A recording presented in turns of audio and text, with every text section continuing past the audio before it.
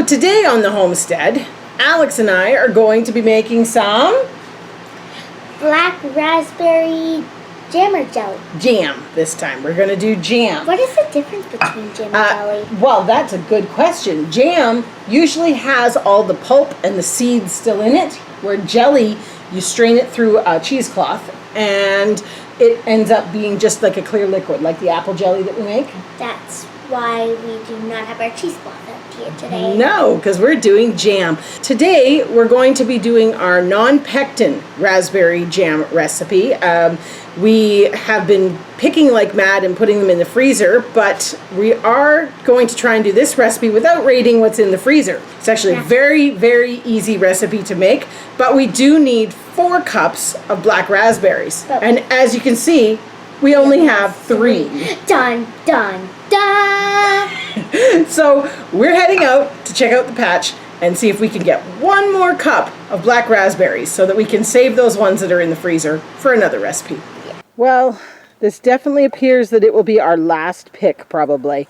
One of the little patches that we already have is completely done, and this one is definitely down to kind of what's left. Anyways, we're going to pick this now, and I'm pretty sure we will get a cup, because if you look in here, there's quite a few still in there. Nice, beautiful black ones. So we're going to pick this and get inside and see if we've got enough and get going with our jam. So we were successful, weren't we, Alex, in getting the extra cup of black raspberries? I think we even got a little more. Yeah, you're right. We might have got a little bit extra, but that's okay. But I did already eat one. You ate a couple, you little sneak. I only ate one. Black raspberries are pretty tasty. Yes. So what have you got for this recipe? Tell everyone. So we have 4 cups of blackberries. Black raspberries. Yeah.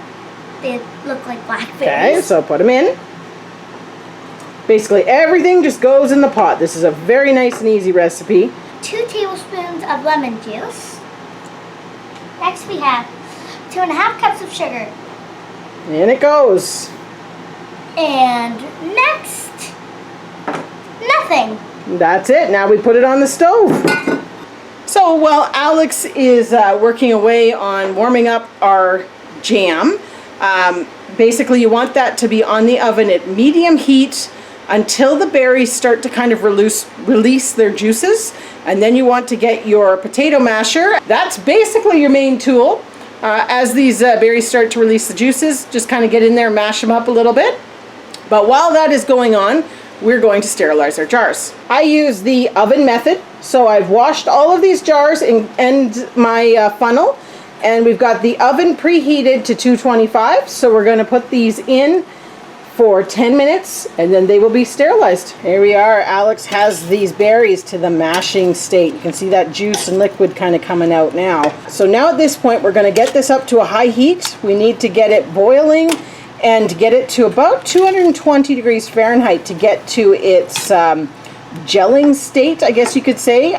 You can do that by testing it with a thermometer, or use the old-fashioned cold spoon method and see if it gels on the spoon. Then you know it is ready for jarring.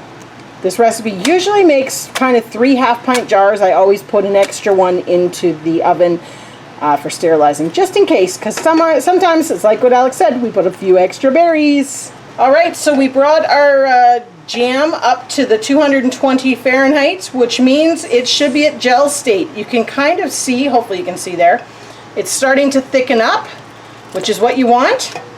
So now our sterilized jars are ready, and we are going to can it up.